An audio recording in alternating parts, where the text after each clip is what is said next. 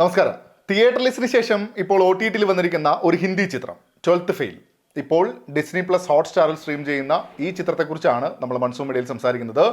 വിധു വിനോദ് ചോപ്ര തിരക്കഥ എഴുതി സംവിധാനം ചെയ്ത ചിത്രത്തിൽ വിക്രാന്ത് മസെ, മേധാ ശങ്കർ, അനന്ത് വി ജോഷി തുടങ്ങിയവരൊക്കെയാണ് പ്രധാന വേഷങ്ങളിൽ എത്തിയിരിക്കുന്നത്. അനുരാഗ് പഥക്കിൻ്റെ ഇതേ പേരിലുള്ള പുസ്തകത്തെ അടിസ്ഥാനമാക്കിയാണ് ഈ സിനിമ നിർമ്മിക്കപ്പെട്ടിരിക്കുന്നതും. മനോജ് കുമാർ ശർമ്മ, ശ്രദ്ധ എന്നിവരുടെ യഥാർത്ഥ ജീവിതത്തെ അടിസ്ഥാനമാക്കിയാണ് സിനിമ വന്നിരിക്കുന്നത്. ഗംഭീരമായ പ്രകടനങ്ങൾ, കിടിലൻ എഴുത്ത്, ചുരുക്കി പറഞ്ഞാൽ 2023 ഇറങ്ങിയ സിനിമകളിൽ മികച്ച സിനിമകളിൽ ഒന്ന് എന്ന് ചുരുക്കി പറയാം. കണ്ടില്ലെങ്കിൽ നഷ്ടം, അത്രമേൽ മനസ്സ് നിറയ്ക്കുന്ന ഒരു കാഴ്ച. മനോജ് കുമാർ ശർമ്മയാണ് ചിത്രത്തിലെ നായക കഥാപാത്രം.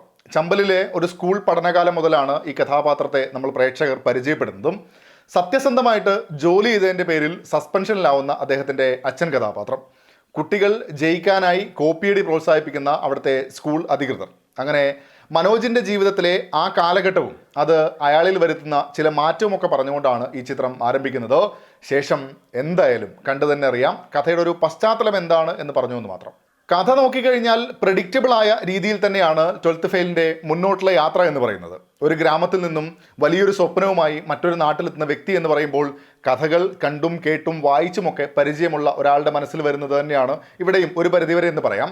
പക്ഷേ ആ യാത്രയിൽ വിധു വിനോദ് ചോപ്ര കൊണ്ടുവന്നിരിക്കുന്ന മൊമെൻറ്റ്സ് ആണ് 12th ഫെയിലിൻ്റെ സോൾ എന്ന് പറയാവുന്നത്. ഓരോ കഥാപാത്രങ്ങളെയും കൃത്യമായി അടയാളപ്പെടുത്താൻ ചിത്രത്തിന് സാധിച്ചിട്ടുണ്ട്. ഡ്രാമ അല്പം പോലും ഓവർ ആവാതെ സംഭാഷണങ്ങൾ അതിൻ്റെ ലൈഫോടെ ഉടനീളം കേൾക്കാൻ സാധിക്കും.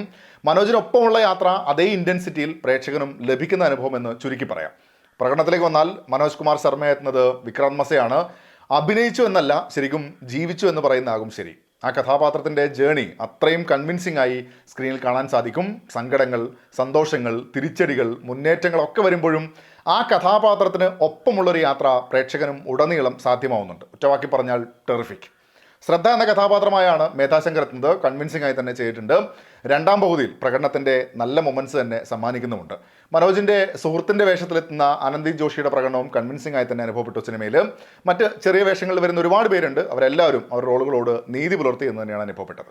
സിവിൽ സർവീസിൻ്റെ പഠനകാലമൊക്കെ ചിത്രത്തിൽ ഗംഭീരമായി തന്നെ ചെയ്തിട്ടുണ്ട്. ജീവിതത്തിൻ്റെ ഓരോ കാലഘട്ടത്തിലും അയാളുടെ സ്പേസിനെ മികച്ച രീതിയിൽ തന്നെ സ്ക്രീനിൽ കൊണ്ടുവരുന്നതിൽ തിരക്കഥ പൂർണ്ണമായും വിജയിക്കുന്നുമുണ്ട്. ഇമോഷണൽ സ്പേസിനെ സ്ട്രോങ് ആയിട്ട് തന്നെ പ്ലേസ് ചെയ്യുന്നതിൽ സംവിധായകൻ്റെ കൈയടക്കവും കാണാം.